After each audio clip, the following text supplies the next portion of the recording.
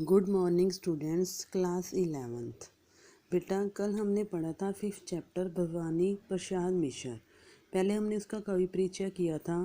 उसके बाद हमने क्या किया था, घर की जाद कविता की थी बेटा। घर की जाद, उसमें अब 3 प्रसंग सहित व्याख्या कर लिए थे। अब क्या है, हमारी 4th की टर्न है।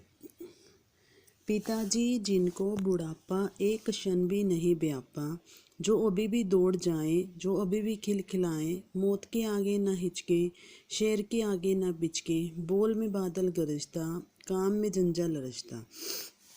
प्रसंग बेटा सेम आ जाएगा। अभी क्या है, व्याख्या। पिता को याद करता हुआ कवि क्या कहता है, पिताजी जिनको बुढ़ापा एक क्षण भी नहीं व्यापा। कहता है मेरे पिताजी में युवाओं जैसा, जो जवान बच्चे लड़के होते हैं उनके जैसा उत्साह है। उन्हें एक क्षण के, एक पल के लिए भी बुढ़ापा अनुभव नहीं होता। मेरे पिताजी इतने जवान अपने आप को समझते हैं कि उनको जो बुढ़ापा है एक पल के लिए भी अनुभव नहीं होता। उनके अंदर क्या है बेटा, युवाओं जैसी शक्ति विद्यमान है।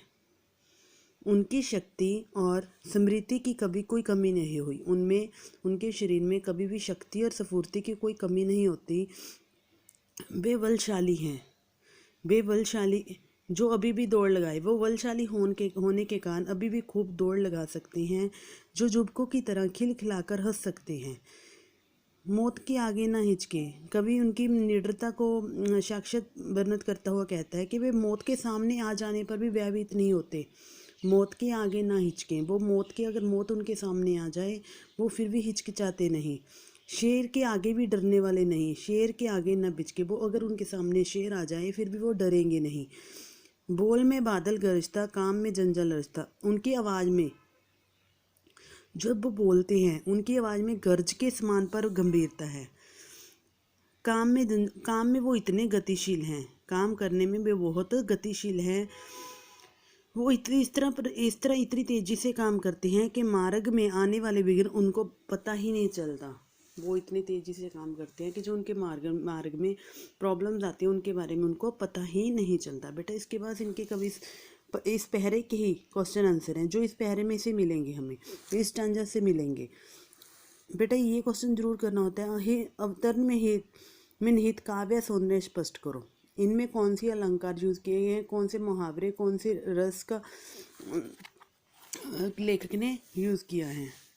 आगे क्या है बेटा, आज गीता पाठ करके, दंड सौ पाठ करके, खूब मुगदर हिला देकर लेकर, मुठ उनकी मिला लेकर, जबकि नीचे आए होंगे, चैन जल से छाए होंगे, हाय पानी गिर रहा है, गर नज़र में तिर रहा है। कवि अपने बारे में बताता हुआ क्या कहता है कि आज भी, अपने पिता के बारे में क्या कहता है कि आज भी उन्होंने नियम अनुसार गीता का पाठ किया होगा, क्योंकि उनके पिता डेली गीता का पाठ करते हैं। आज भी उन्होंने नियम अनुसार गीता का पाठ किया होगा, दंडसों पाठ करके। इसके पश्चात उनके बाद क्या किया होगा, 260 दंड निकाल कर, दंड बैठ के होती है ना, 260 दंड निकाल कर मुट्ठी में मुद्रों को पकड़कर हिलाते हुए व्यायाम किया होगा।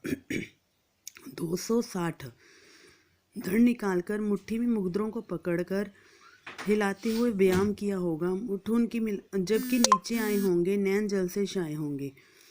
व्यायाम करने, एक्सरसाइज करने के बाद जो वो नीचे आए होंगे तो उनकी, मुझे याद कर उनकी आंखों में आंसू आ गए होंगे। नैन जल से, हाय पानी गिर रहा है, गर नजर से तिर रहा है। मुझे अपने भाई बहन, जो कवि था वो अपने भाई बहनों की याद करके रो रहा था।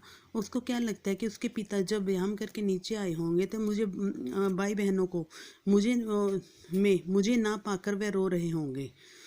कभी व्यस्तित होकर कहता है कि आज बहुत पानी बरस रहा है। पानी बरसने के साथ साथ आंखों की स्मृतियों में उनके घर की याद तैर रही है। उसके बाद बेटा फिर यही क्वेश्चन आंसर है। चार बहनें, बूझा प्यार बहनें, खेलते जा खड़े होंगे, नज़र उनको पड़े होंगे। पिताजी जिनको बुढ़ापा एक क्षण भी नहीं व्यापा, रो पड़े होंगे बराबर पांचवें का नाम लेकर। कभी सोच रहा है कि जब पिताजी गीता का पाठ करके और व्यायाम के पश्चात नीचे आए होंगे, अपने भाई बहनों में, अपने चारों भाई और बहनों, वो तो वहाँ खड़े होंगे, पर पिताजी उसको वहाँ पर देखकर दुखी हो गए होंगे। उनके भाई क्या हैं, भुजाओं के समान हैं। बहनें बहनें उन भुजाओं पर बंधे धागे का प्रतीक हैं। धागे के समान है, बंधे प्यार के समान है। पिता ने उन खेलते हुए भाई बहनों को देखा होगा, वे पिता जिन पर कभी बुढ़ापा एक पल के लिए भी, एक क्षण के लिए भी बुढ़ापा नहीं आता, अर्थात उनमें जुबाओं जैसी शक्ति है। वो रो पड़े होंगे बराबर पांचवें का नाम लेकर। वे पिता अपने पांचवें पुत्र को वहां ना पाकर रो पड़े होंगे। अपने पांचवें पुत्र को वहां उन चार भाई बहनों में ना पाकर रो पड़े होंगे और पांचवें पुत्र का स्मरण पर उनका हृदय व्यवस्थित हो गया होगा और उनकी आंखों में अनुधारा बहने लग गई होगी। पांचवा, मैं हूँ अभागा जिसे सोने पर सुहागा। पिताजी कहते रहे हैं, प्यार में बहते रहे हैं। आज उनके स्वर्ण बेटे लेगे होंगे उन्हें हेटे, क्योंकि मैं उन पर सुहागा बंदा बैठा हूँ अभागा। इन लाइनों में कवि क्या कहते हैं कि उन्हें स्मरण हो गया है कि पिता अपने चारों पुत्रों को सोना मानते थे। कहते उनको पता है कि उनके जो पिता थे अपने चारों पुत्रों को क्या मानते थे, सोना। और कवि को वो सोने ऊपर सुहागा माना करते थे। अपने चारों पुत्रों को सोना मानते थे और कवि था उनको सोने के ऊपर सुहागा मानते थे। पिता की दृष्टि में उनका पांचवा पुत्र बड़ा भाग्यवान था। पिताजी हमेशा क्या कहते थे कि उनका जो पांचवा पुत्र है बड़ा ही भाग्यवान है, वे उनसे अत्यंत प्यार करते हैं।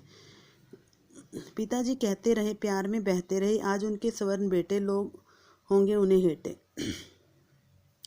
कवि को लगता है कि आज उसके कारावास में होने के कारण वह भाग्यहीन हो गया है। वो भाग्यहीन हो गया है। अब वो अपने पिताजी के लिए भाग्य वाला नहीं रहा। कवि स्वयं को अभागा इसलिए कहता है क्योंकि वह पिताजी की छत्रछाया से दूर, जहाँ कारावास में एकांत में रह रहा है, पिताजी से दूर इस कारावास में अकेला बैठा है। कवि को यह लग रहा है कि पिता ने अपने चारों पुत्रों को देखा होगा तो पांचवा पुत्र उन्हें याद आया होगा। उस समय उन्होंने अपने सोने के समान लगने वाले चारों पुत्र गौन लगे होंगे और सोने पर सुहागा कहे जाने वाला पांचवा पुत्र, अर्थात सोने पर सुहागा कौन सा पुत्र था, कवि खुद, कवि को भाग्यहीन बनाकर जेल में बंद है। यह सोचकर पिताजी को अत्यंत कष्ट हुआ होगा और माँ ने कहा होगा, दुख कितना बहा होगा, आंख में किस लिए पानी, वह अच्छा है भवानी, वह तुम्हारा मन समझकर और अपनापन समझकर गया है सो ठीक ही है, पर तुम्हारी लीक है। इन लाइनों में कवि क्या कहता है, कवि कहता है कि जब पिता ने उसे याद कर रो पड़े होंगे, कहता है जब उसके पिताजी उसे याद कर रो पड़े होंगे तब उनकी माँ ने उन्हें समझाया होगा। माँ ने क्या कहा होगा, पिताजी को समझाते हुए माँ ने के हृदय से भी दुख निकला होगा। वे पिताजी को कह रही होंगी कि तुम व्यर्थ में अश्रु बहा रहे हो, हमारा पुत्र भवानी वहाँ अवश्य ही अच्छा होगा। वे मेरे पिताजी को कह रही होंगी, आप फालतू में रो रहे हो, मेरा पुत्र भवानी वहाँ पर अच्छा होगा, जय तुम्हारा मन समझाकर और अपनापन समझाकर। यदि वे कारावास में गया है, जय तुम्हारी ही शिक्षाओं का फल है। देश और परिवार के प्रति अपनापन जानकर उसने कारावास को चुना है। ऐसा करना उचित है। गया है सो ठीक ही है, जो तुम्हारी लीक है। जो अगर वो कारावास में गया है, जो तुम्हारी शिक्षाओं का ही फल है। उसने अपने देश के प्यार की खातिर इस कारावास को चुना है। देश के लिए बलिदान देने की परंपरा को उसने टूटने नहीं दिया। जहाँ कवि की माँ ने कवि के पिता को हौसला बढ़ाते हुए व्यवस्थित ना होने के लिए कहती है। बेटा इसके बाद ये क्वेश्चन आंसर करोगे इसके भी।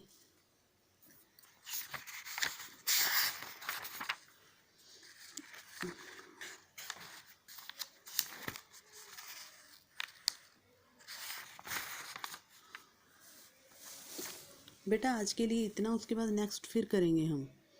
थैंक यू बेटा, हैव ए नाइस डे। ये रिवाइज करना है बेटा।